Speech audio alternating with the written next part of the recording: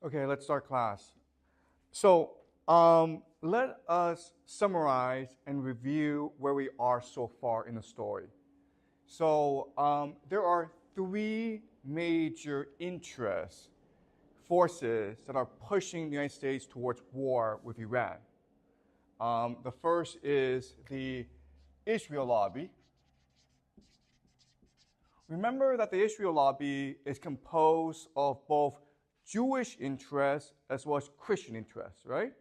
Representing the Jewish interest is something called AIPAC. And they have a membership of about 100,000. But they're very wealthy. There are many billionaires in this group. So this group has financial power. In fact, AIPAC is considered the second most powerful lobbying organization in the United States. The first is the pensioners, okay? There's about 30 million of them. And their lobbying organization is the most powerful. But AIPAC is second. But also in the Israel lobby are the Christian Zionists, right? So for example, the organization Christians United for Israel has 7 million people in its membership. So together, the Christian Zionists and AIPAC are extremely powerful force in government. And they want a war in the Middle East in order to advance Israel's interests. Also remember that America is now addicted to empire, because empire represents easy money. All money has to be channeled through the US. And so there are many people in the US who just basically make their money by speculating on money, okay? So for example, Wall Street. And that has made Wall Street extremely powerful right now in US politics. And the third force is Saudi Arabia. Remember that in our discussion of Saudi Arabia, we learned that the major conflict in the Middle East is actually not between Israel and Iran, but between Saudi Arabia and Iran. For Israel, Iran is a security threat because it supports Hezbollah and Hamas. But for Saudi Arabia, Iran represents a threat to its very existence. Okay? So Saudi Arabia must resolve the Iran problem soon. Right? Now, how these three forces manifest themselves is through Trump. Okay? So basically, Trump is their champion. And privately, there's a man named Jared Kushner who is Trump's son-in-law. He's married to Trump's favorite daughter, Ivanka Trump, okay? And Jared Kushner happens to be very good friends with both Benjamin Netanyahu, who is the leader of Israel, as well as Mohammed bin Salman, who is the leader of Saudi Arabia. Now, Jared Kushner's father, Charles Kushner, was a very prominent sponsor of AIPAC. In fact, when Benjamin Netanyahu comes to stay in the United States, he lives with the Kushner family. So one night, Benjamin Netanyahu had to stay in Jared Kushner's bedroom, and Jared Kushner had to sleep in the basement. Okay, that's how close they are. And Jared Kushner is friendly with MBS, the leader of Saudi Arabia, so friendly that when Jared Kushner started a private equity fund, Saudi Arabia invested $2 billion. Okay? So through Jared Kushner, these three forces are able to exert influence on Trump.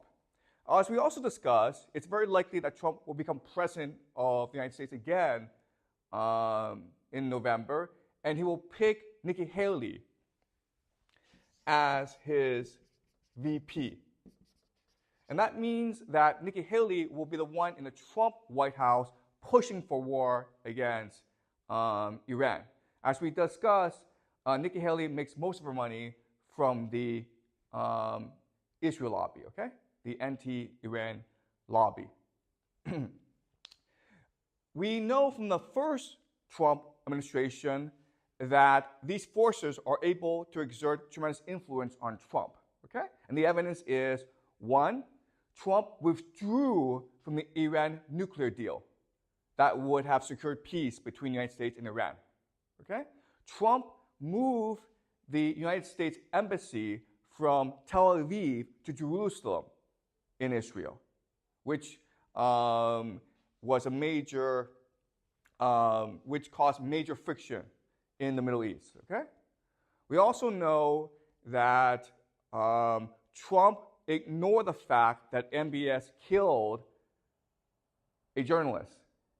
Okay? So we also know that Trump has been very friendly with Saudi Arabia. We also know that Trump sponsored the Abraham Accords, which is trying to bring peace between Israel and other Arab countries and unite them against Iran. Okay? The last thing that Trump did, which is the most important, is that in January 2020, Trump ordered the assassination of General Qasem Soleimani, who is the leader of the who is the leader of the Iranian Revolutionary Guards.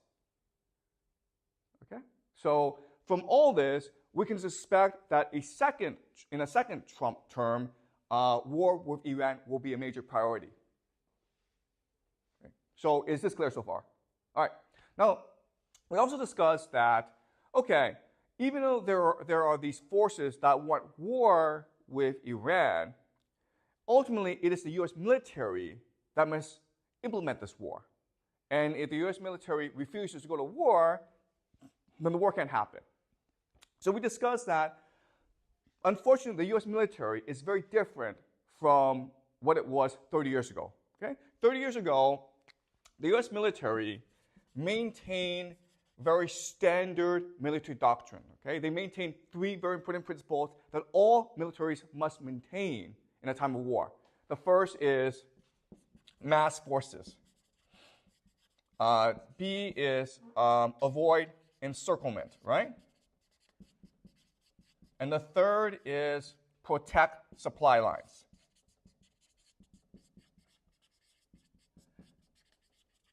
Now, the important idea is that when you fight a war like this, okay, which is traditional warfare, you must have the consent of the public, okay? Because it is the public that sends soldiers, that provides money, that gives you political support.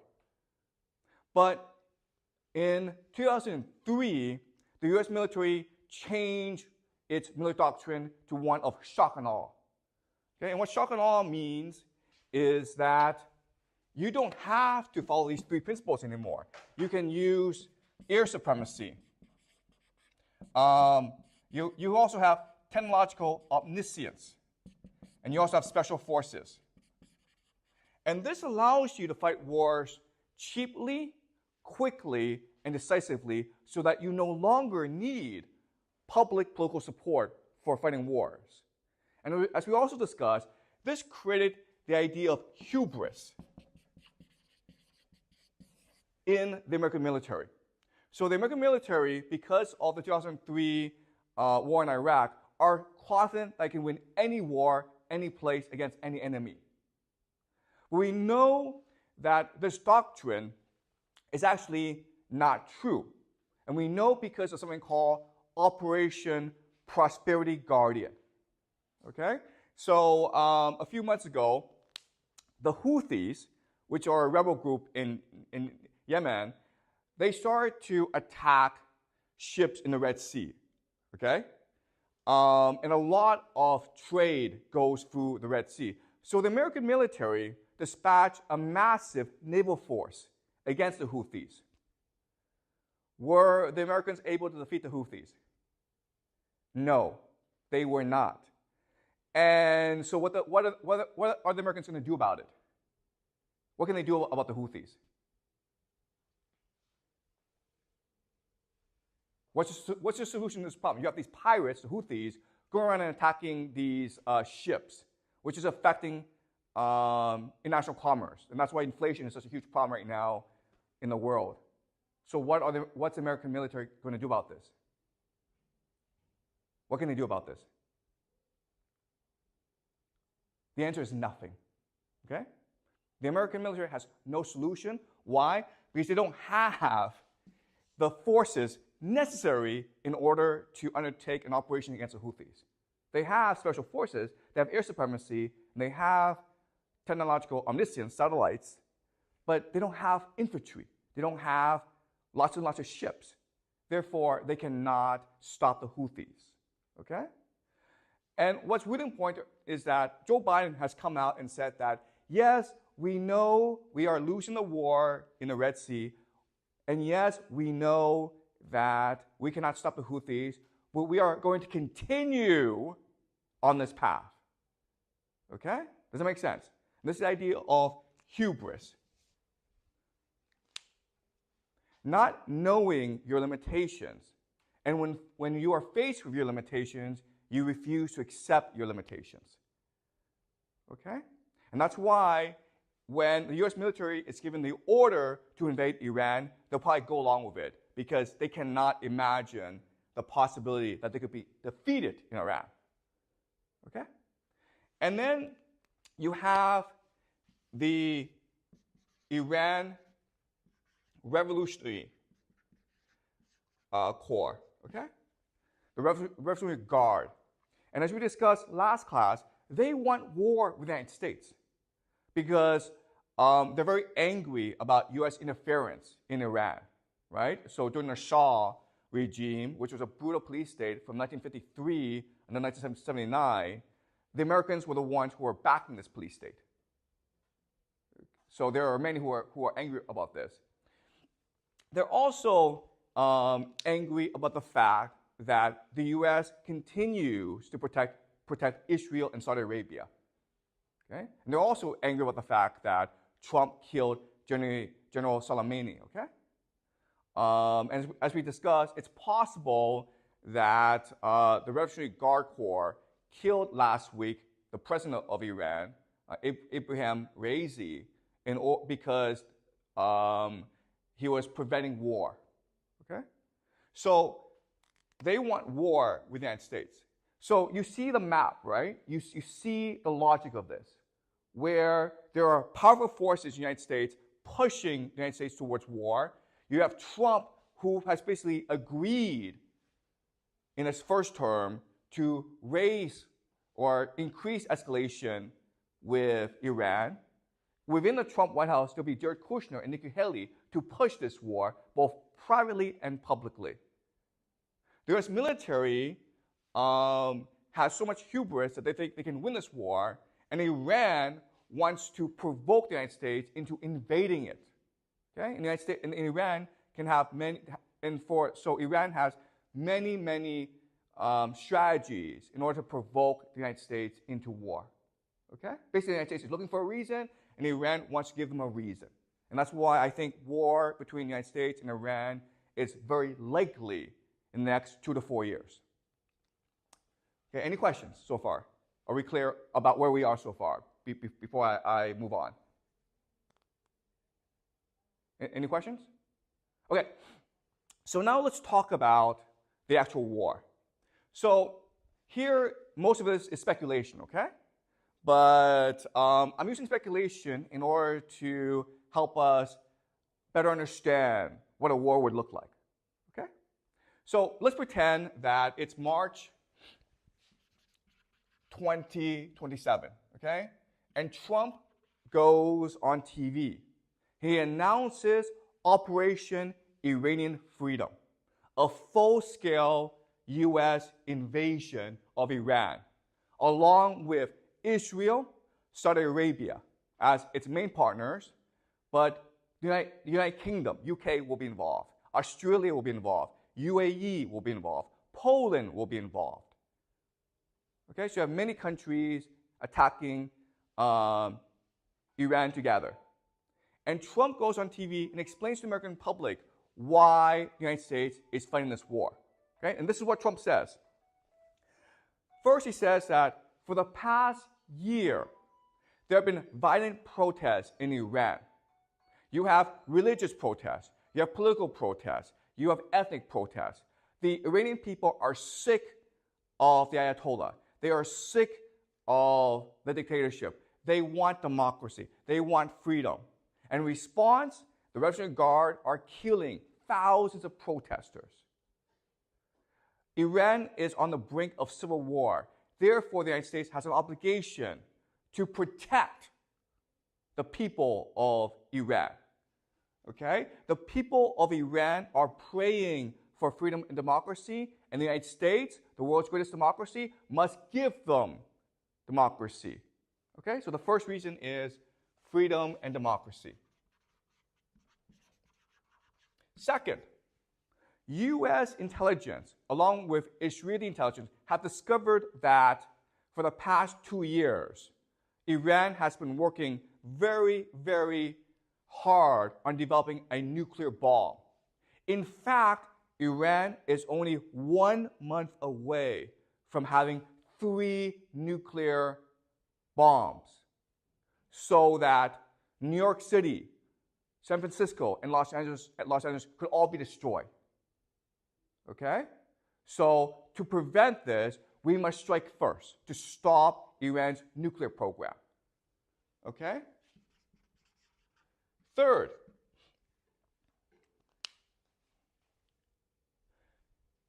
Iranian proxies, the Houthis, Hezbollah, many groups, have been disrupting shipping in the Middle East, in both the Red Sea and the Strait of Hormuz. 40% of the world's oil passes through that region, mainly to East Asia, China, Japan, South Korea. Our global prosperity is at stake. We must go to war to protect these shipping lanes and ensure that the oil goes to China, Japan, and South Korea so that they can continue their economic prosperity. So the United States, as the world hegemon, has a responsibility to protect global prosperity. Okay? 4, Iran has been launching attacks against our allies, Saudi Arabia and Israel. Hezbollah has been violently attacking Israel, killing dozens of Israelis, innocent Israelis. The Houthis have been attacking Saudi Arabia oil fields, damaging the economy. We have an obligation to protect our allies, our friends in the Middle East, okay? And the last reason is we know for a fact that the Iranian Revolutionary Guard Corps is a sponsor of terrorism. Last week, in a mall, there were gunmen who went and killed 107 people. Our intelligence says that it was most definitely an Iranian operation. Okay? So for these 5 reasons,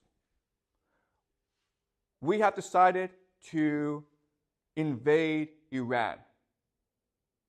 But don't worry, this invasion will be successful because we have a lot of allies. The UK, Israel, Saudi Arabia, all friends, will be part of this operation. Our special forces are already in the country looking for their air bases and their missiles. We can knock them out at the beginning of the war. Also, we have been in contact with Iranian opposition groups. They want to overthrow the regime. And when we help them, they will install democracy in the country. Our American military is the greatest in the world. In 1991, our military defeated Saddam Hussein in 100 hours. In 2003, our military defeated Saddam Hussein in less than 3 weeks. To prove that we are the greatest in the world, we will defeat Iran in only 2 weeks. So do not worry. We will be strong in protecting democracy, freedom, and global prosperity. Okay?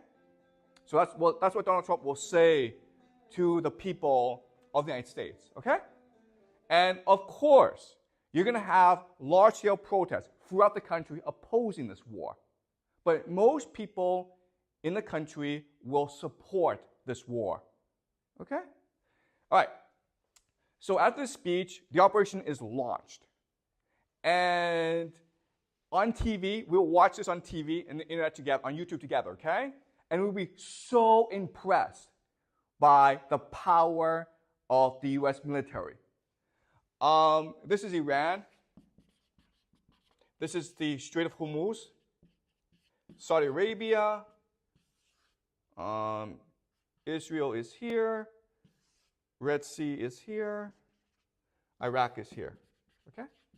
So, in the Strait of Hormuz comes the USS Gerald R. Ford. It's a $13 billion supercarrier. Okay? This thing is designed to destroy countries. It is now prowling the Strait of Hormuz to ensure that shipping is safe. America establishes air supremacy very quickly, okay? Meaning that it has complete control over the skies. Nothing can move in the skies without America detection, okay? And then a massive invasion force is sent to Iran in the south. 100,000 US troops land, maybe 200,000 Saudi Arabia troops land, okay? Maybe you have 200,000 to 500,000 troops in Iran. And they are about to strike Tehran in the north, okay? So in the south, the United States and its allies have established a foothold. They have a huge presence in the country, and they're about to attack Tehran, okay? All right. Do you understand what has happened? Okay. Now I want to ask you this question. At this point, I think the war has been decided. Who has won the war? America has established air supremacy. It controls the skies. U.S. Navy controls the seas. You have 100,000 U.S. troops in country ready to strike Tehran. The war has been decided. Who has won the war?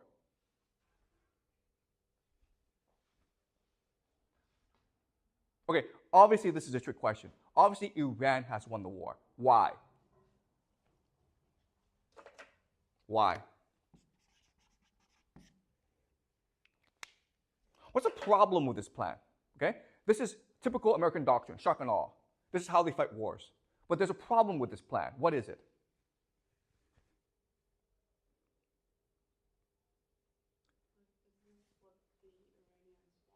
Why would the Iranians want this?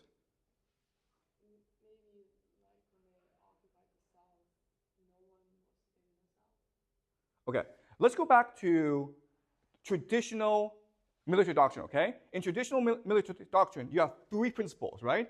Mass forces, avoid encirclement, protect supply lines, okay? These are three things you must absolutely obey if you are going to war, okay?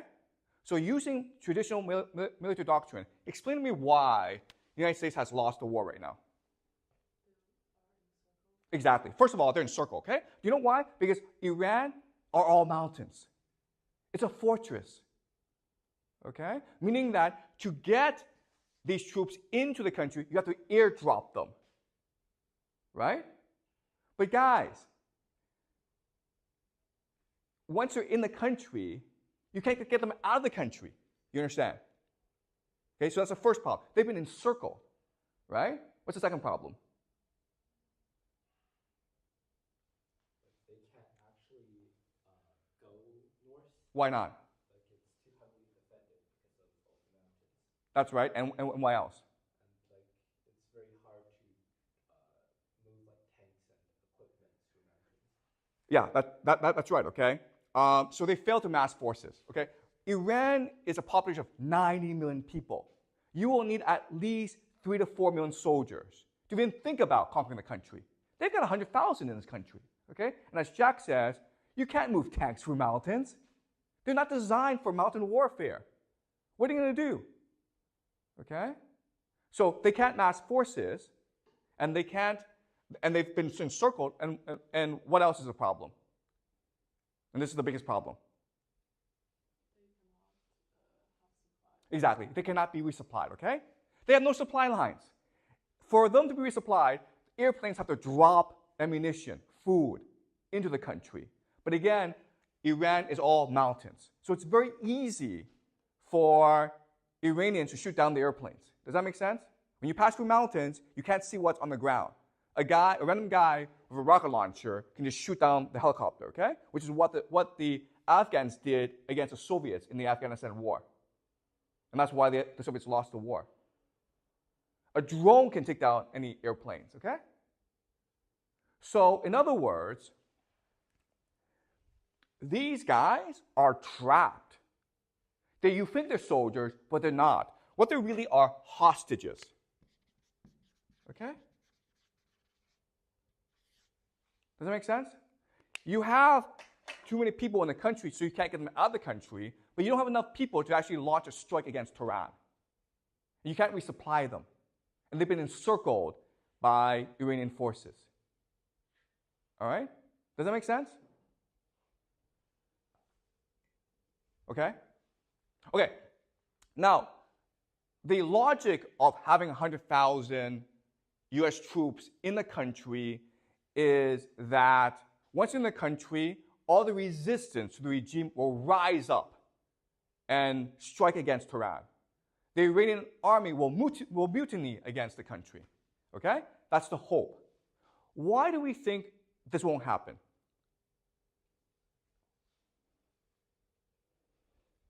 Why won't the Iranians revolt against their government? Why don't they want to revolt? That's right. Okay, so Iranians hate Americans. Okay, remember that Iranians remember the Shah. From 1953 until 1979, the Shah, the American-supported Shah, was running a brutal police state. So brutal that everyone in Iran revolted against the regime. Okay, that's number one. Why else would the Iranians not support the Americans? Why? That's the first reason. Iran has a bad history with America. What else?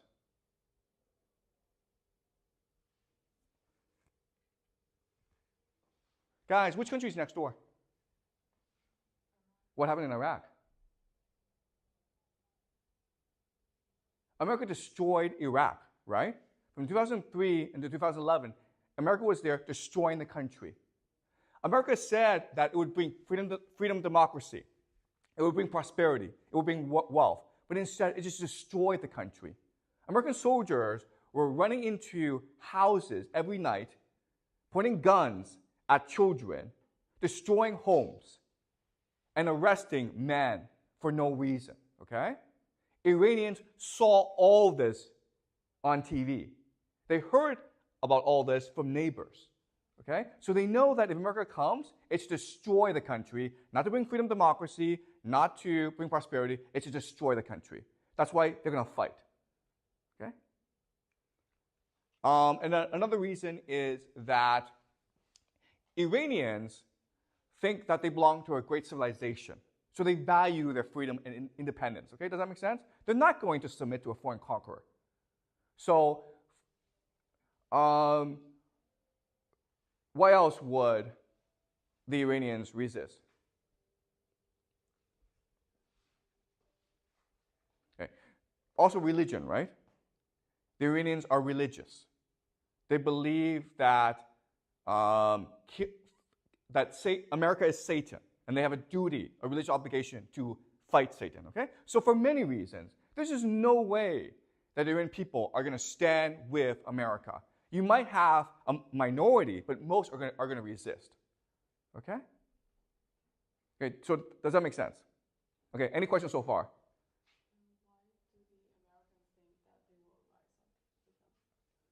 Okay, so that's a great question. Why would the Americans think that the Iranian people will rise up? And the answer is that they need to justify the invasion. Does that make sense?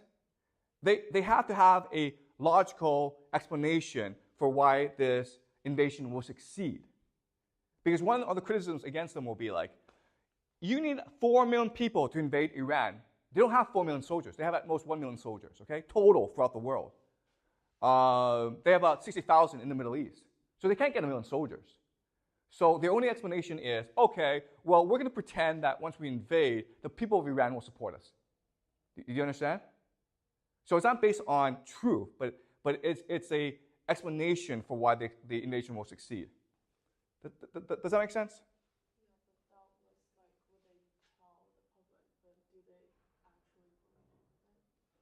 Oh, that's a great question. Okay, so that's their propaganda. But do they actually believe this? And the answer is hubris, okay? They do believe this because they have hubris. And again, it's hard because we're not in their position. But once you're in that position where you have access to nuclear weapons, when you can kill anyone in the world, when you can see everything in the world, it makes you think you're God. Okay? And we remember, like last semester, we were reading the Greeks. And the Greeks believe the worst thing is hubris. Because it makes you think you're God. But you're not God. And you're going to get into a lot of trouble if you think you're God. Okay? Does that make sense? Okay. All right. Any more questions? Why do the U.S. think that Iran will use their nuclear bomb if they create one? Because many countries have nuclear bombs. Okay. So, Trump says that Iran is 1 month from developing a nuclear bomb, right? America has been saying this for the past 10 years, okay? You just Google this, and America's like, oh, Iran is only 1 month away from a nuclear bomb. They've been saying this for the past 10 years. So do you understand? When Trump gives his speech, there's absolutely no evidence that any of this is true, okay? But this is how he will explain the invasion, okay? All right? And chances are that even if Tehran possess a nuclear bomb, they won't use it. Why not? That gives America a reason to use its bomb. That's right. The reality is that there's only one way that America can win this war against Iran, okay? They can just nuke the country. And America will do that if it has enough, if it has a pretext, okay? So nuclear weapons is something that Iran is very afraid of. Okay, so does it make sense? All right, so this becomes, so American soldiers are trapped in this country. Okay, so now the question then is, wait a minute here. Why would America do something so stupid as send 100,000 soldiers into the country for no reason and get them trapped? Okay, so that's a question. And what I want to do now is make you the argument that there are two ways that we can prove or provide evidence that this is true, okay? The first is historical analysis. Historical analysis means that are there historical examples like this? Okay? Are there historical analogs? If there are, then this could be true, okay? The second method is through game theory analysis. Why would the actors who are rational do something as stupid as trap 100,000 American soldiers in Iran? All right? So we'll first do historical analysis to find historical analogs, examples, sort of similar to this. And then we'll look at game theory to try to reason out the motivation of the actors.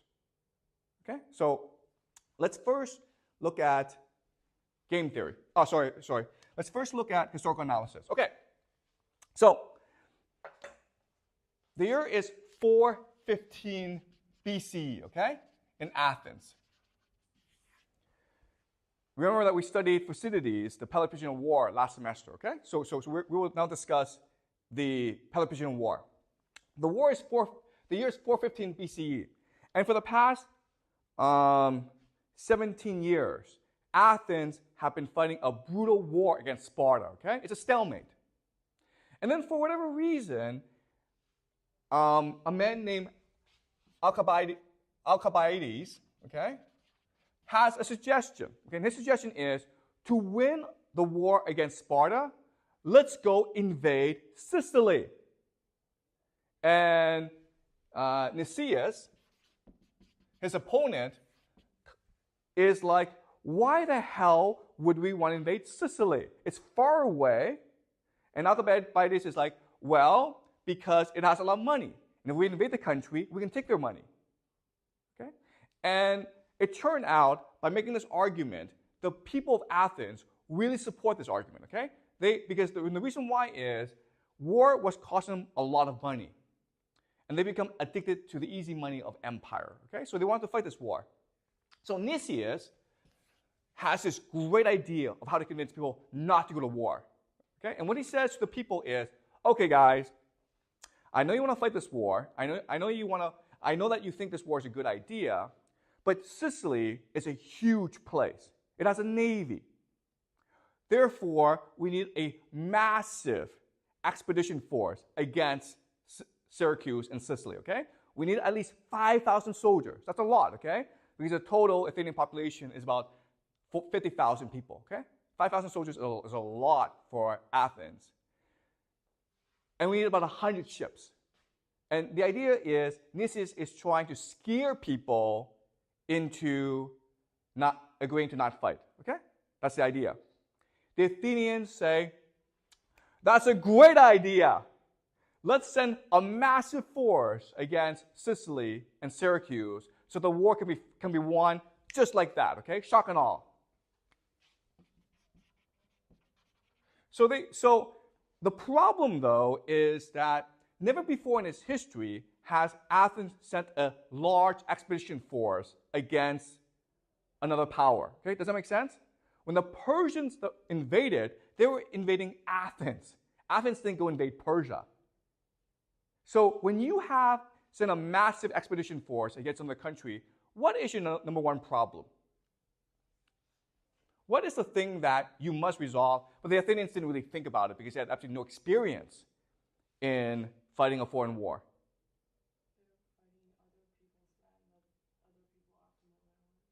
Okay. So the enemy knows the terrain better than you do, okay? But there's actually a much bigger problem than that. And it is what? Okay, the biggest problem is resupply. And this is something that the Athenians didn't think about because they never never fought a war like this before, okay? So they sent this huge expedition against Sicily. And Syracuse, which was a naval power, were surprised because they were like, why would the Athenians want to invade us, okay? So for the first year, the Athenians were destroying the Syracuse army. And the Syracuse army had to retreat back into their city, okay? And so the Athenians laid siege to the city. Okay, the Athenians, Syracuse is here, the Athenians are here. And the Athenians control the sea, right? Okay? So this situation is very similar to this situation, okay? Do you understand? But then what happened was that the Athenians couldn't resupply themselves. And the reason why is Syracuse also had a navy, and they could stop the Athenian navy from resupplying the Athenian troops. And therefore, the Athenian army was wiped out in Sicily. And this caused the Athenians to ultimately lose the war against Sparta, and it caused the Athenian Empire to collapse. Okay? Do you understand? And again, historians have been trying to figure out for a long time why the Athenians would do such a stupid thing as to send a huge army against Syracuse. Because the risk of failure was catastrophic. Okay? And the only answer is, well, the Athenians had hubris, okay? They never really lost the war, and they had become addicted to empire, which is the same situation America finds itself in today. Okay? Does that make sense, guys? All right? So this has happened before in history, when the Athenians invaded Sicily and lost to Syracuse. Their entire army was wiped out in Syracuse, okay? Because they couldn't resupply their army. Does that make sense? Right. The second example we can look at is the Vietnam War. So in the beginning of 1960, okay, in the beginning of the decade, most Americans have never heard of a country called Vietnam. Okay? Most Americans didn't know what it was, didn't know where it was, okay? By the end of the decade, in 1969, 500,000 American soldiers were in the country, destroying everything, okay? But also getting destroyed themselves. 58,000 US soldiers died in Vietnam. So the question then is, how did this happen? Why would this happen? 1960, Vietnam was a distant country no one's ever heard of. By the end of the decade, 500,000 US soldiers were in country fighting this war against an enemy they really didn't know. Okay? In 1971, the Pentagon Papers came out. And the Pentagon Papers was a history of America's involvement in the Vietnam War dating back to the 1950s, okay? And it made 3 major points. The first point is that American leadership, military leadership, has been expanding the war in Vietnam without public knowledge, okay? This is what we call mission creep. So maybe at first they sent some observers to the country, then they sent some advisors, then trainers, then soldiers, okay? So mission creep. Slowly over time, things escalate. And you don't really understand why things escalate, but they do, okay? Second point is that American leadership, from very early on, knew the war was unwinnable. This was the greatest military in the world.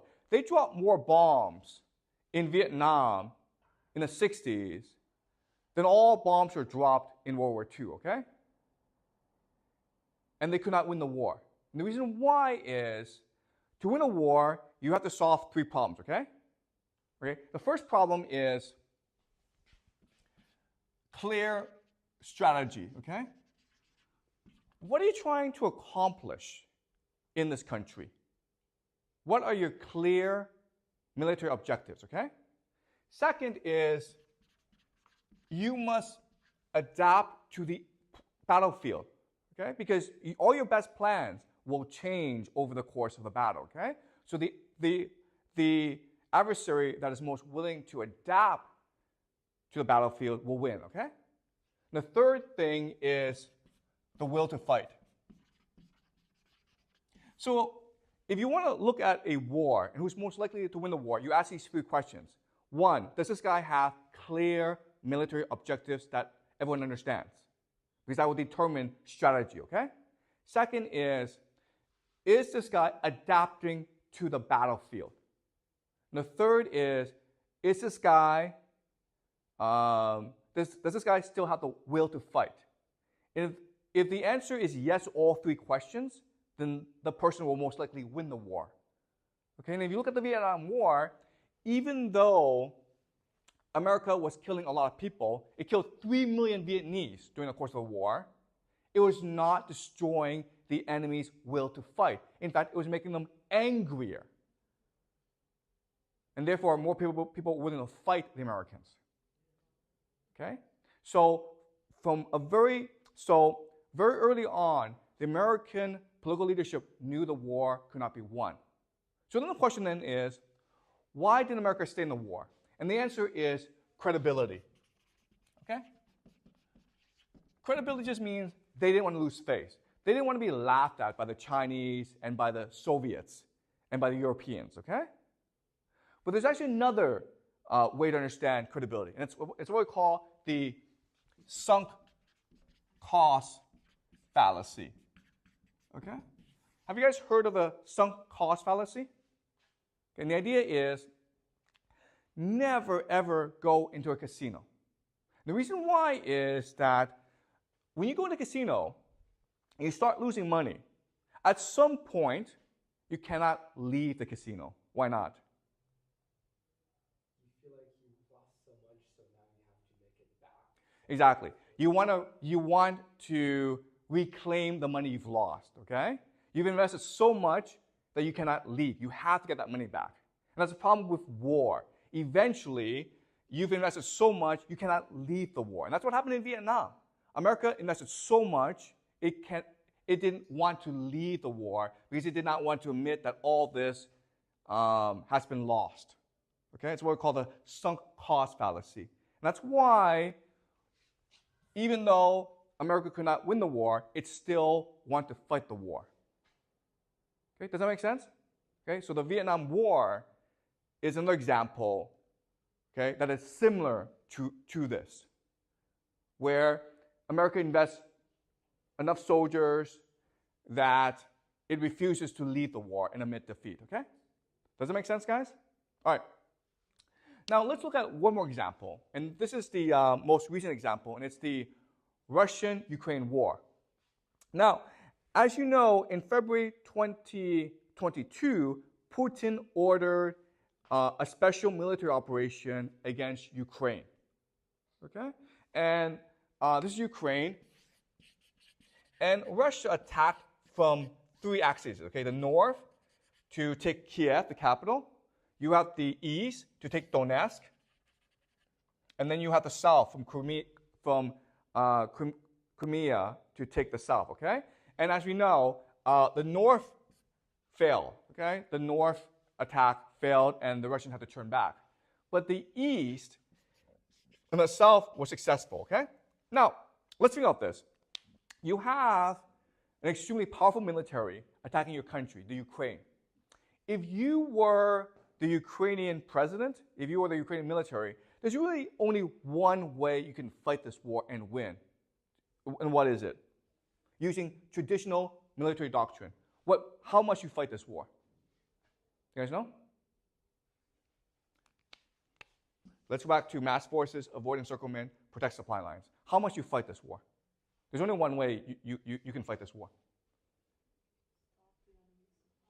Excuse me? How do you disrupt supply lines? There's only one way you can fight this war and win. And what is it? The enemy is attacking you, right? So what must you do? Okay, the answer is you must retreat. Okay? Why? The enemy is attacking, right? So you pull back your forces. Why would you do that? What's the logic of that? Because then they have longer supply. Exactly, okay? It's that simple, okay? You want to overextend your enemy. Ukraine is a huge country, right? And Russia didn't send out that many soldiers, maybe 160,000. That's not that many soldiers. So if you just give them space, they're going to outrun the supply lines, okay? And then when they outrun the supply lines, you can encircle them and you can disrupt their supply. And that's the only way you can win the war, okay? What did the Ukrainians do instead? That's the only way to win this war. But what did the Ukrainians do instead, which made them lose the war? Yeah. So the Ukrainians refused to give up space, okay? They refused to give up land. They want to fight the Russians for every inch of territory. And eventually, because the Russians had more forces, mass forces, they were able to push through, okay? So that's the first major mistake that Ukraine made. But then last summer, Ukraine launched something called a counteroffensive, right? So once Russia was able to take space, because Russia is a land army, it started to develop fortifications, defenses, okay? Mainly artillery. And that 3 lines of defenses. And in the summer offensive, the Ukrainian military, for whatever reason, sent tens of thousands, hundreds of thousands of soldiers against this artillery, and the Russians blew everyone up, okay? Now, here's a question. Why are the Ukrainians doing this? They've lost the war now, right? They have no more soldiers. Right now, the average age of the Ukrainian army is it's over 40 years old. They have guys in their 60s and 70s fighting in the military. They don't have enough manpower. The war is lost. Why would the Ukrainians do this? First of all, why would they fight for every inch of territory? And why would they launch a counteroffensive against a superior enemy? What's the problem? Okay, the first is the president Zelensky, the guy's a TV actor, okay? Which means that he doesn't think strategy, he just thinks what looks good on TV. So for the first 2 years of the war, we're watching this on TV, right? And it looked as though the Ukrainians were going to win this war, right? I remember like 2 years ago, people were saying that the Ukrainians are going to march to Moscow and overthrow Putin. People were saying that, okay? And the reason why is that Zelensky is a master of public image manipulation, okay? He was distorting reality for people through television. The problem with that, though, is it's not reality, guys, okay? The reality on the ground is very different from TV, okay? So who else is like Zelensky in this world? Trump is exactly like Zelensky, okay? Do you understand? Trump is also concerned about what looks good on TV. He's like, I must look strong. We must look as though we're winning this war. He doesn't really care about strategy, okay? So because of this, it's very likely that he orders a land invasion of Iran because it would look good on TV, okay? So the problem with Zelensky is he cared about what looked good as opposed to actually what actually worked, okay? But you also have other problems, like you have extremists in the Ukrainian military, okay? And guys, these extremists, they're Nazis, they're neo-Nazis. And so the traditional understanding of Nazis are people who kill Jews, okay? But the Russians don't understand Nazis that way because remember, Germany and the Soviet Union fought this war. So the Russians understood Nazis to be enemies of Russia who want to kill Russians. And there were many neo-Nazis in Ukraine. They hate Russia. They want to kill as many Russians as possible. Okay? And they're the ones who are pushing for as much war as possible. Okay? So you have these extremists in the Ukrainian military. Okay? The last reason is NATO. So it's an open secret that NATO is helping the Ukrainian military against Russia. You have NATO military advisors devising strategy against Russia. Okay, so it's most likely that the summer offensive last summer was a NATO plan and not a Ukrainian plan. It's possible. We also know that NATO special forces are in the country directing missile strikes against Russian forces. Okay, which means what? If this is true, and if Ukraine loses the war, meaning that it doesn't have enough soldiers to continue to fight this war, what will NATO do? Yeah. I mean, according to what happened to Vietnam War and the Athenian expedition against Sicily, it is most likely that the most likely outcome will be that NATO sends its own troops against Russia. Okay, so Macron of France have said that we want to send French soldiers, and the British Prime Minister has said that he is considering conscription for British people. Okay, which means that young British citizens will be drafted into the army to fight Russia. All right, so these are three historical examples that are very similar to what could happen in Iran. Okay, does that make sense, guys? All right, any questions before I continue?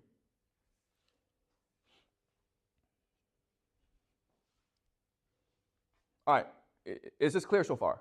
All right, now let's use another mode of analysis called game theory analysis, okay? And this is what I've been teaching you this semester. And the idea is that society, what happens in the real world, is a game among human beings.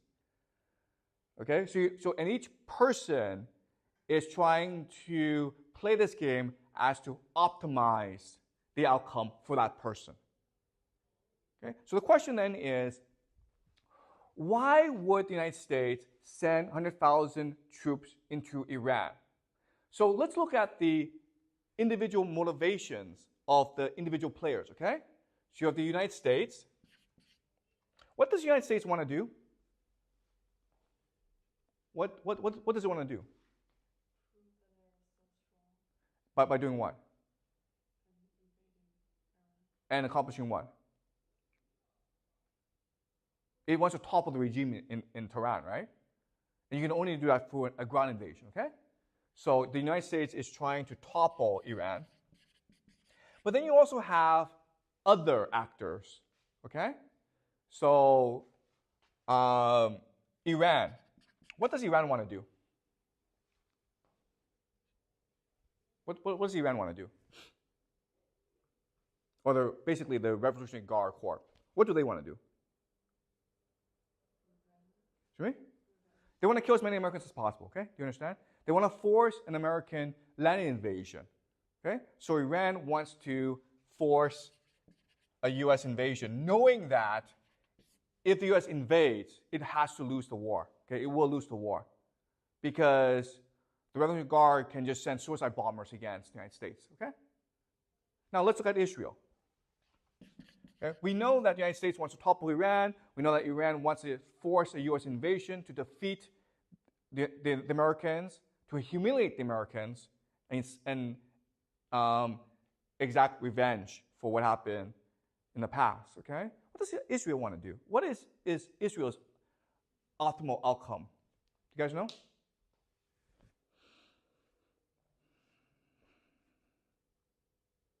If you're Israel, what do you want to happen?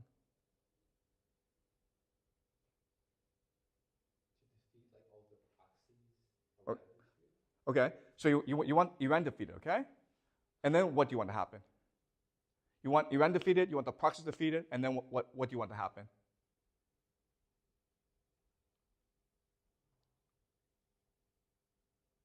Do you want the United States to stay in the Middle East?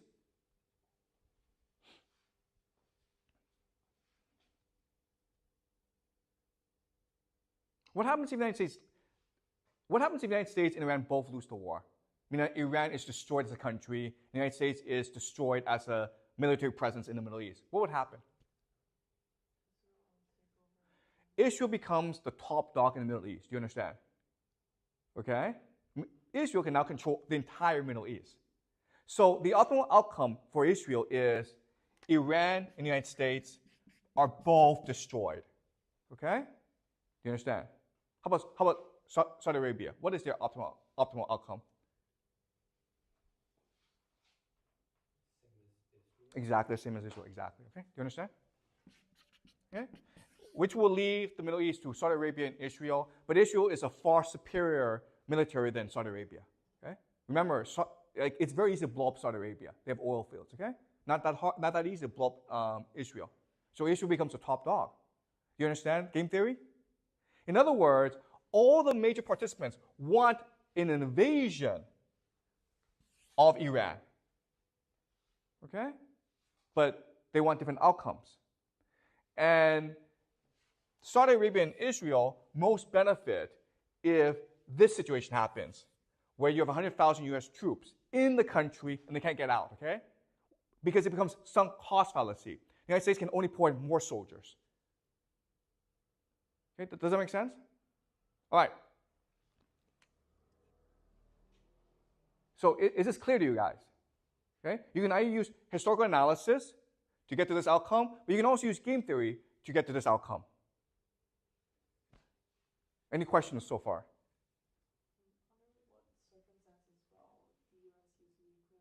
Okay, great, okay.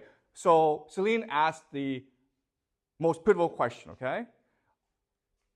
The United States has nuclear weapons, which is its ultimate trump card, right? So what Trump can say to Tehran is like, I have 100,000 troops in the country. You have to let them go, or I will nuke you, okay? Do you understand? Trump can say that. Listen, I'm Trump. I'm Donald Trump. I need to look strong. I have 100,000 troops in the country. I can't get them out of the country. So he says to Tehran, you either let them go, okay? You either guarantee him safe passage out of the country, or I will nuke you, right? So that's what will happen. That is what Donald Trump will do. Once the situation arises, the only way for Donald Trump to save face is to threaten Tehran and says, you either let my guys go, or I will nuke the entire country, right? So how does Tehran get out of this situation? How do the Iranians protect themselves against this possibility? Because you're absolutely right. This is exactly what will happen if this situation will arise. Trump will respond with nuclear weapons, or the threat of nuclear weapons. So what must the Iranians do to protect themselves against this possibility? Who can help the Iranians now? Russia. Okay, do you understand?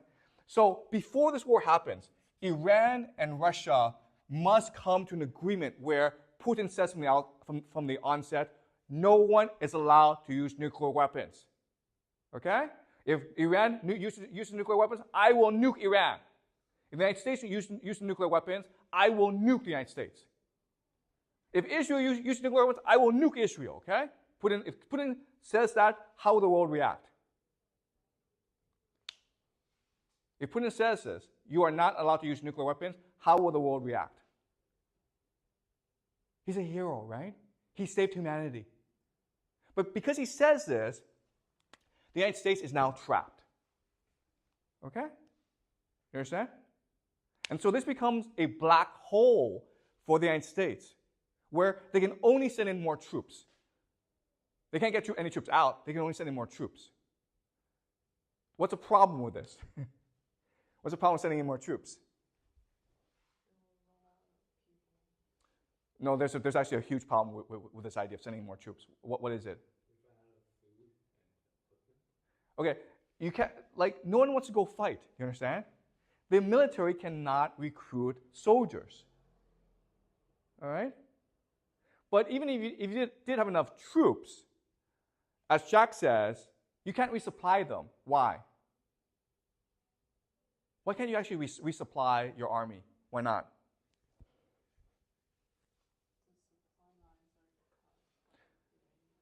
But there's a bigger problem than the supply lines. What is it? What do you need to create bullets and ammunition? America has no manufacturing capacity because America moved all its manufacturing capacity to China. Okay? Remember this. So for every one ship that America can build, China can build 232 ships. That's what the Pentagon says. Okay, do you understand? So if this war were to happen, there's absolutely no way America can win this war. It's just completely trapped inside Iran. And once it becomes trapped, some cost fallacy comes into play, and America just puts in all of its resources into the country, but it's a black hole. Okay? It cannot use nuclear weapons because Putin has said from the onset, you are not allowed to use nuclear weapons. All right? But now the question then is, why would Putin do that, right? Why would Putin involve himself in this war? And that's what we'll discuss next class, all right? How Putin sees this war and how Putin will react in this war. Okay? But before we end, are there any questions about any of this? Does this make sense to you guys? Is this clear? Any questions? Is it possible for the United States to invade Iran to Iraq? Have they sent in armies? Oh, that's a great question. Yeah. So the problem with Iraq is that Iraq is an independent country. Do you understand? There are 10,000 American soldiers in Iraq. So you would need their permission. Even if you had their permission, there's a problem here because there are lots of Shia militiamen in Iraq who are loyal to Iran. Okay, and they would see the American invasion force as an opportunity to attack the Americans. Okay, because there's still anger about the Americans for what happened in Iraq. But even if they could have a staging area in Iraq, they still have to deal with mountains. Okay, do you understand? All right.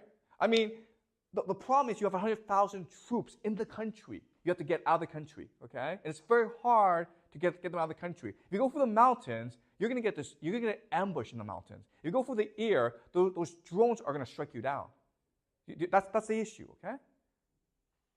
All right. Does that make sense? Okay. Any more questions? Okay, great. So on Friday, we'll talk about Putin, okay?